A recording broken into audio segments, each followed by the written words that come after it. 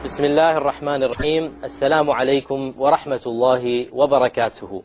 I welcome you to another episode of our series, As-Safaratul Kiram, Tajweed, the art of reciting the Quran. In our previous episode, we were discussing the history of the compilation of the Quran. And we mentioned that the Prophet ﷺ would personally supervise and dictate the Quran as it was revealed. And this is especially so in the Madani stage, in the stage after the Hijrah.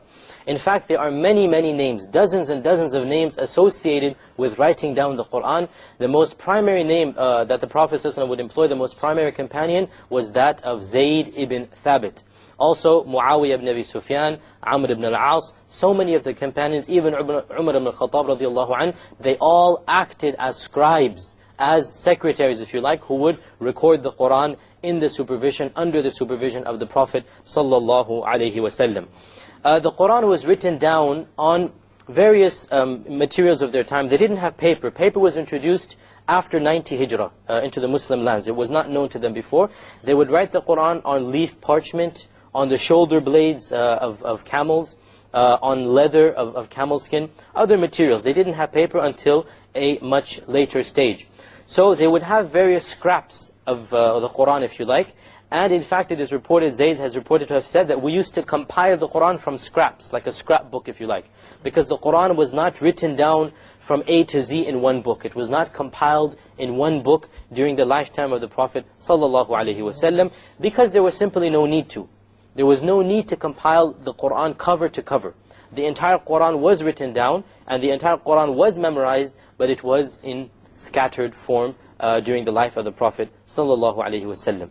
And we'll continue along this in our next episode.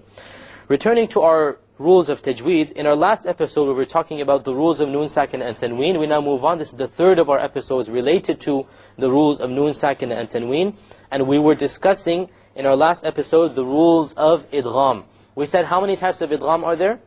There's idgham with ghunnah and idgham without ghunnah. And last episode we discussed the idgham without ghunnah. Well, in today's episode we'll discuss the idgham with ghunnah.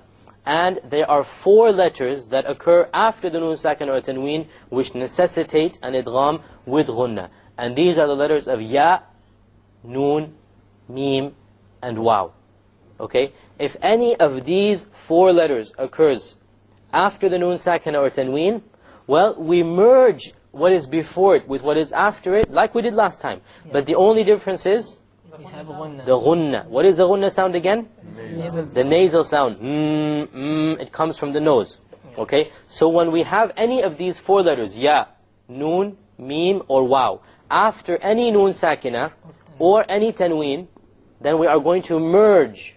What was the merging? Merging is you take what is before and what is after and you drop the end sound directly. And you merge it, but the only difference with last episode is we actually have a ghunnah. Let's give some examples here. We have a man yabda'u. We have a noon sakina followed by a ya. And a ya is a letter of idgham with ghunnah. So we pronounce this as man yabda'u, man yabda'u, man. Notice there is no man. It's immediately the mim associates with the ya. And you drop the noon sound. But you have a ghunnah. And that's the nasal sound. Man. If you close your nose, you will not be able to. But you can't do it. Because that is the ghunnah sound, okay? Likewise, يَوْمَئِذٍ. There's a tanween here, يَتَفَرَّقُونَ. So the tanween followed by a ya. يَوْمَئِذٍ يَتَفَرَّقُونَ. يَوْمَئِذٍ. You notice the the, there's a ghunnah. Okay, and there is no clear end sound. Likewise, the next example of min ni'mah and عظيم نحن. Both of them, there's a tanween followed by a noon. Okay, this is in a noon sakina, this is in a tanween.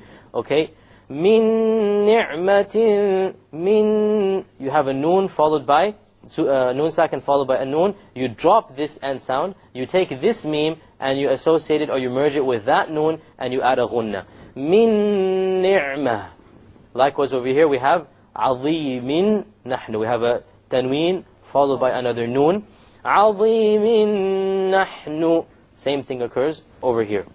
An example with the meme. We have noon sakina followed by a meme. Once again, we drop the noon, we take the hamza, and we associate it with the meme, we merge it with the meme, and we add a ghunnah. أَفَإِن مِتَّ أَفَإِن مِتَّ. So we drop the noon and we put the hamza along with the meme, and that is our idgham with ghunna. Likewise over here we have a tanween followed by a meme. قَرِيبٌ مُجِيبٌ قَرِيبٌ مُجِيبٌ. We have a tanween followed by a meme. So we drop the end sound. We don't say قَرِيبٌ مُجِيبٌ. We drop the end sound and we merge the tanween immediately onto the meme with a ghunna. And our final letter is that of the wow. We have min wali.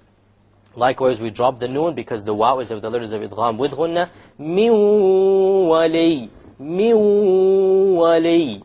Likewise, over here we have a tanween followed by a wa. أَنْكَالًا وَجَحِيمًا أَنْكَالًا وَجَحِيمًا. You merge the tanween along with the waw and you move on. You don't pronounce the end sound and you have a ghunna. Here now it is important to point out that idgham only occurs in two words. There cannot be idgham in the same word, okay? You cannot have idgham in one word. Idgham must be that at the end of one word you have the noon sakin or tanween, and the beginning of the other word you have the letters of idgham. If it occurs in the same word, there is no idgham. Notice our examples here. The word dunya, dunya, this world. The noon is sakin followed by a ya, right? Do you make idgham? Dunya? No, you don't. Because it's in one word. So you don't have idgham in one word. Likewise, sinwan. No idgham. There's a noon sakin followed by a waw. Sinwan, sinwan. You pronounce the noon. In this case, the ruling would be idhar. You make it clear. Okay? Without any ghunna, you make the noon clear and you move on. Why? Because it's in one word. Likewise, bunyanahum. Bunyanahum. Bunyanahum. There's a noon sakin followed by a ya. You do not merge anything here because it is in one word. Even though there's a noon sakin followed by a ya, you are not allowed to do any merging because it is in one word. So remember, idgham occurs in how many words? Two. It must be that the end of one word is a noon sakin or tanween, and the beginning of the second word is one of the letters of idgham. What are the letters of idgham? All of them? 6 letters, right? They have 6 letters of idgham. The 6 letters of idgham are yarmalun, or if you arrange them another way, you say lar yanmu. If you arrange it in a different way, you have a nice cut in the middle. And that cut will tell you which are the letters with ghunna and which are the letters without ghunna. Okay? The same 6 letters, yarmalun, lar yanmu, but if you arrange it in this way, it might be easier for you to remember. Remember all of these letters, why do we put them in a word? So you keep on repeating them. We have so many examples before. Who can give me an example before where we combined a lot of letters to memorize them? خُصَّ ضَغْطٍ قِذْ. Exactly. Another example? فَحَثَّهُ شَخْصٌ سَكَتَ. We didn't do that actually. It's a more advanced rule. But yes, إِبْغِ حَجَّكَ وَخِفْ عَقِيمَهُ. And how about the letters of qalqala? So all of these letters, the purpose is, the ulama have just devised something for you. It's a mnemonic, you call it in English. You keep on repeating it until you memorize these particular letters. So the 6 letters of idgham are lar yanmu. Just keep on saying lar yanmu, lar yanmu. And when you say it, you will realize that the lam ra separates from the yanmu, and that's a convenient separation if you want to separate between the idgham without ghunna, which is the lam and the ra, and the idgham with ghunna, which is the yanmu. Okay? Let us now move on to our practice recitation of Surah Al-Ghashiyah. Surah Al-Ghashiyah is the 88th surah of the Quran.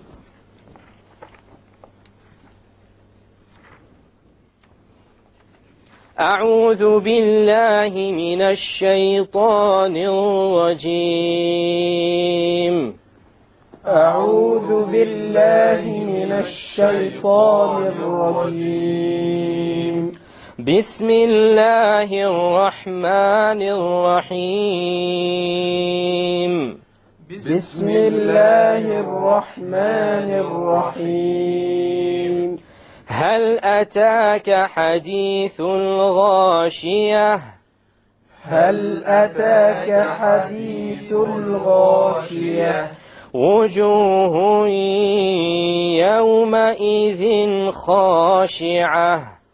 وجوه يومئذ خاشعة. Notice here we have the wujuh. We have a tanween on the ha, right? Followed by a Ya. So what is the ruling? Idgham with ghunna, because the ya, right up here we have with ghunna. Wujuhu, like that. How about yawma idhin? We have another tanween. What is that followed by? Clarity, because it's followed by a kha. And kha is of the letters of the throat, which will be a clear thing. Yawma idhin khashi'a. Amilatun nasibah. Okay, we have a tanween followed by a noon. Right? What do we do here now? Idgham with ghunna. Amilatun. That's an idgham with a ghunna. Okay? Nasiba. Here's an interesting point. We have an alif here. Okay? The alif. Will it be heavy or light? Light. Why? The noon is light. But how about the sad after it? It has a kasra. Okay, but the sad, is it related to the alif or not? No. Many people make a mistake and they say amilatun nasiba, nasiba, because they think the sad will make it heavy. But when it comes to the alif, to make it light or heavy, nasiba or nasiba, you look at the letter before and you don't worry about the letter after when it comes to the alif. Tasla naran hamiyah.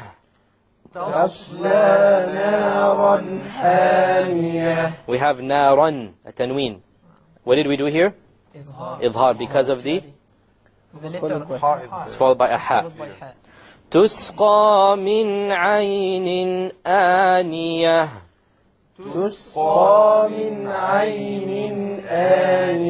Okay, we have a tanween of a noon, aynin, and then we have a hamza, so once again it will be idhar. Suppose we went on, we didn't stop here, and what would we say if we went on with aniyatin? How would we pronounce it then? Okay, so because there's a tanween followed by a lam, so we would have idgham without ghunna. Let me say that for you.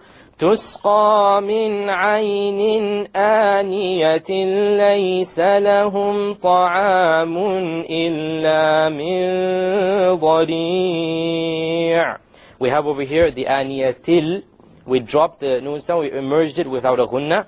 Then we have طعام, which is idhar because of the hamza after it. Okay, so repeat after me. ليس لهم طعام إلا من ضريع. ليس لهم طعام إلا من ضريع. لا يسمن ولا يغني من جوع. لا يسمن ولا يغني من جوع. وجوه يومئذ ناعمة. وجوه يومئذ ناعمة. Okay, who can tell me what are the rulings here? وجوه, yes, go ahead. Idgham with ghunna, because there's a tanween followed by a ya. And then يومئذ, again the same thing, we have a tanween followed by a noon. يومئذ ناعمة. Suppose we went on ناعمة لسعيها راضية. ناعمة. What will be the ruling here? Without ghunna. Okay, because there's a tanween followed by a la. So we have the merging, the idgham, but we have it without ghunna. في جنة عالية. في جنة عالية. Likewise we have جنة عالية. What would be here? Idhar. We look at the letter after it, always. Again, it's very simple, it's not that complicated. All you have to do is you look at the particular letter after the noon sakina, after the tanween, and then you see which letter follows it, and you pronounce the ruling according to that. With this, we come to the end of this episode. We have one more ruling for noon sakin and tanween, which we'll take in our next episode. Until then, recite the Quran properly, وَرَتِّلْ الْقُرْآنَ تَرْتِيلًا, and we'll try to be in the company of as-safaratul kiram, of the holy angels. I hope to see you next time. Wassalamu alaikum wa rahmatullahi wa barakatuhu.